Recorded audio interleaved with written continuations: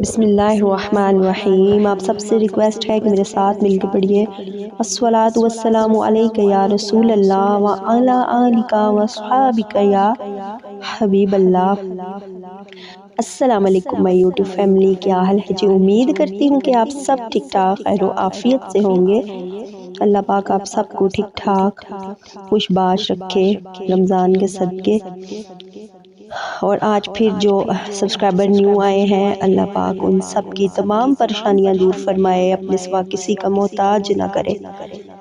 آج کا جو واقعہ ہے، قرآنی واقعہ ہے، وہ ہے دوڑنے والا پتھر۔ یہ ایک ہاتھ لمبا، ایک ہاتھ چوڑا چکور پتھر تھا جو ہمیشہ حضرت موسیٰ علیہ السلام کے جھولے میں رہتا تھا۔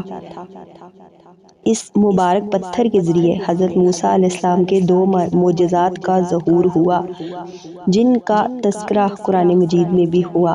پہلا معجزہ یہ تھا کہ اس کا پہلا عجیب کارنامہ، جو در حقیقت حضرت موسیٰ علیہ السلام کا معجزہ تھا، وہ اس پتھر کی دانش مندانہ لمبی دوڑ ہے۔ یہی معجزہ اس پتھر کے ملنے کی تاریخ ہے۔ اس کا واقعہ یہ ہے کہ بنی اسرائیل کا یہ عام دستور تھا کہ وہ ننگے بدن ہو کر مجمع عام میں غسل کیا کرتے، مگر حضرت موسیٰ علیہ السلام کو اس قوم کے ایک فرد تھے اور اسی ماحول میں پلے بڑے تھے، لیکن خداوند قدوس نے ان کو نبوت رسالت کی عظمتوں سے سرفراز فرمایا۔ اس لیے آپ کی عصمت نبوت بھلا اس حیا بغیرتی کو کیسے گوارا کرتی؟ آپ بنی اسرائیل کی اس بے حیائی سے سخت پریشان بیزار تھے، اس لیے آپ ہمیشہ یا تو تنہائی میں تہ بند باندھ کر غسل فرمایا کرتے۔ بنی اسرائیل نے جب یہ دیکھا کہ آپ کبھی بھی ننگے ہو کر غسل نہیں فرماتے، تو ظالموں نے آپ پر بہتان لگا دیا کہ آپ کے بدن کے اندرونی حصے میں برس کا سفید داغ ہے یا کوئی عیب ہے، جس کو چھپانے کے لیے یہ کبھی برہنہ نہیں ہوتے۔ اور ظالموں نے اس تہمت کا اس قدر اعلان اور چرچا کیا کہ ہر بازار میں اس کا پروپیگنڈا پھیل گیا۔ اس مکروہ تہمت کی سورش کا حضرت موسیٰ علیہ السلام کے دل پر بڑا صدمہ گزرا۔ آپ بڑی کوفت اور اذیت میں پڑ گئے، تو خداوند قدوس اپنے مقدس کلیم کے رنج غم کو بھلا کب گوارا فرماتا، اور اپنے ایک برگزیدہ رسول پر ایک عیب کی تہمت بھلا خالق عالم کو کب اور کیوں کر پسند ہوتی؟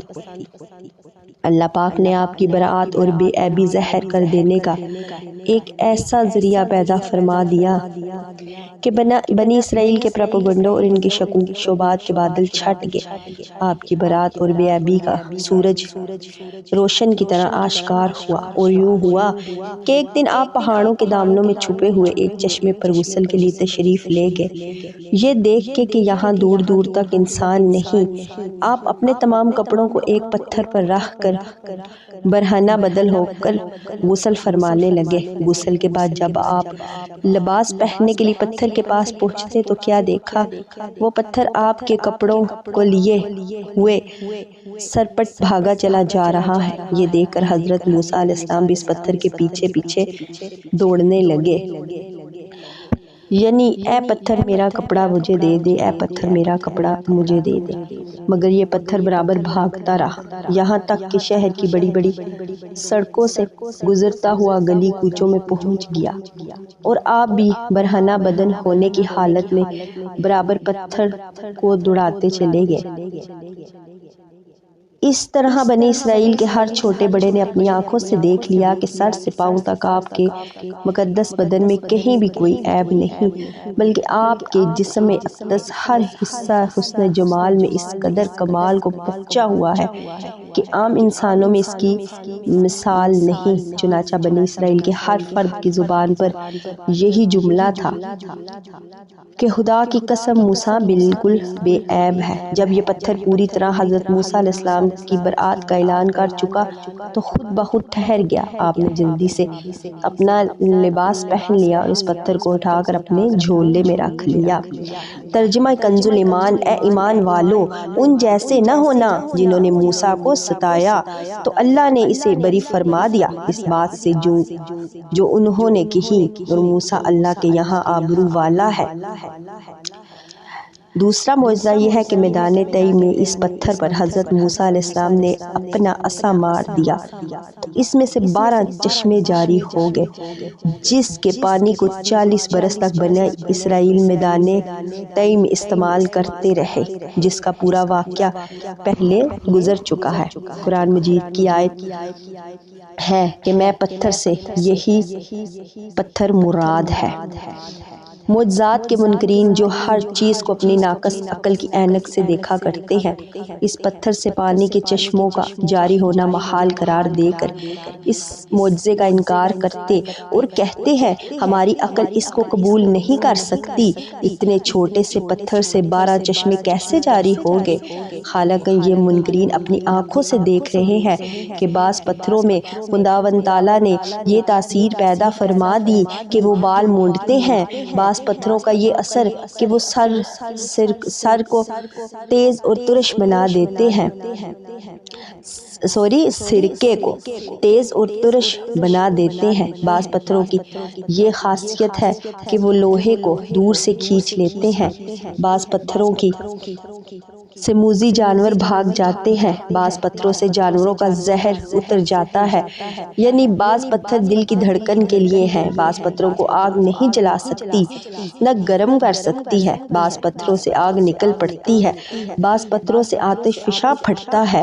تو جب اللہ پاک نے پتھروں میں قسم قسم کے اثرات پیدا فرما دیے تو پھر اس میں کون سی خلاف عقل بات ہے کہ حضرت موسیٰ علیہ السلام کے اس پتھر میں اللہ تعالیٰ نے یہ اثر بخش دیا اور اس میں یہ خاصیت عطا فرمائی کہ وہ زمین کے اندر سے پانی جذب کر کے چشموں کی شکل میں باہر نکلے، یا اس پتھر میں یہ تاثیر ہو جو ہوا اس پتھر سے ٹکراتی ہو وہ پانی بن کر مسلسل بہتی رہے۔ یہ خداوند قادر قدیر کی قدرت سے ہرگز نہ کوئی بعید ہے، نہ محال ہے، نہ خلاف عقل، لہٰذا اس معجزے پر ایمان لانا ضرورات دین میں سے ہے، اس کا انکار کرنا کفر ہے۔ قرآن مجید میں ہے کہ اور پتھروں میں تو کچھ وہ ہے جن سے ندیاں بہہ کر نکلتی ہیں، کچھ وہ ہیں جو پھٹ جاتے ہیں تو ان میں سے پانی نکلتا، کچھ وہ ہیں کہ اللہ کے ڈر سے گر پڑتے ہیں۔ بہرحال پتھروں سے پانی نکلنا یہ روزانہ کا چشم دین مشاہدہ ہے، تو بلا حضرت موسیٰ علیہ السلام کے پتھر سے پانی کے چشموں کا جاری ہو جانا کیوں کر خلاف عقل قرار دیا جا سکتا ہے؟ تو پیاری سوائٹی فیملی سنا آپ نے معجزہ، تو اسی کے ساتھ میں چلتی ہوں۔ مجھے اپنی دعاؤں میں لازمی یاد رکھنا اور درود شریف کا جو وہ نہیں بھولنا کہ روزانہ 313 مرتبہ درود پاک پڑھنا ہے، اور میری ویڈیو اگر اچھی لگی ہو تو میرے چینل کو سبسکرائب کرنا، لائک کرنا، شیئر بھی کرنا۔ لائک تو اس پر بنتا ہے، شیئر اس لیے کہ یہ اسلامی واقعات یا درود شریف کے واقعات سب تک پہنچے، جو پڑھے گا اس کا ثواب آپ کو بھی ہوگا، اپنے بچوں کو بھی یہ ویڈیو دکھائیں تاکہ ہر ٹائم چلتے پھرتے سب کی زبان پر درود شریف ہو۔ درود شریف کے کتنے معجزات سنیں، پہلے واقعات میں بھی سنیں اور آئندہ بھی انشاءاللہ ہم سنتے رہیں گے درود شریف کے بھی واقعات، قرآن پاک کے بھی واقعات۔ تو اللہ پاک آپ سب کو رمضان کے صدقے آپ سب کی تمام پریشانیاں دور فرمائے، دکھ مصیبتیں دور فرمائے، جو بے اولاد ہیں ان کو اولاد عطا فرمائے۔ میں روزانہ دعا کرتی ہوں اللہ پاک اس دعا کے صدقے میری بھی تمام پریشانیاں دور فرمائے۔ اس کے ساتھ میں چلتی ہوں، انشاءاللہ زندگی رہی تو کل ایک نئی ویڈیو کے ساتھ آؤں گی۔ السلام علیکم۔